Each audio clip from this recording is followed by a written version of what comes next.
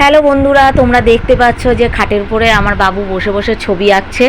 ও কি বলো তো, কোথাও তো যায় না, ঘরে বসে ছবি আঁকা। আর এই যে দেখতে পাচ্ছ রঙগুলো, এইগুলো 10 টাকা নিয়েছে। এই জল রঙটা বেশি দাম না। এই 10 টাকার রঙ দিয়েই আমার সোনা বাবা খুব খুশি।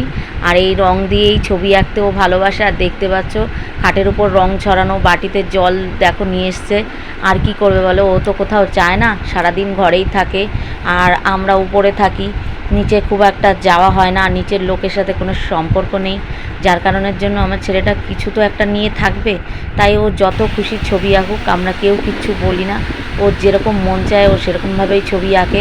তবে ছবি খুব ভালোবাসে আঁকতেও, আর ভালোভাবে আঁকার চেষ্টাও করে।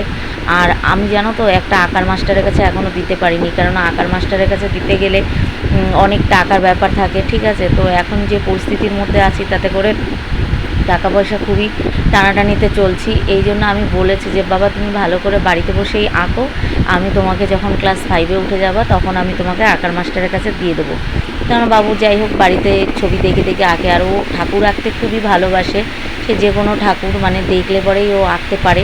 তো এই ছবিগুলো আঁকে। আর কি বলো তো, কোথাও যায় না সেভাবে। আগে একটু ওর ঠাম্মার কাছে যেত, তো ওর ঠাম্মা গেলে পরে দূর দূর করে তাড়িয়ে দেয়, এই উপরে যা, চলে যা, এসছিস কেন, যা যা যা, এরকমভাবে তাড়িয়ে দেয়। তো যাই হোক অনেকবারই এরকম তাড়িয়ে দিয়েছে। তো তাড়ানোর পরে আমার বাবু আর যায় না ওখানে, একাই থাকে।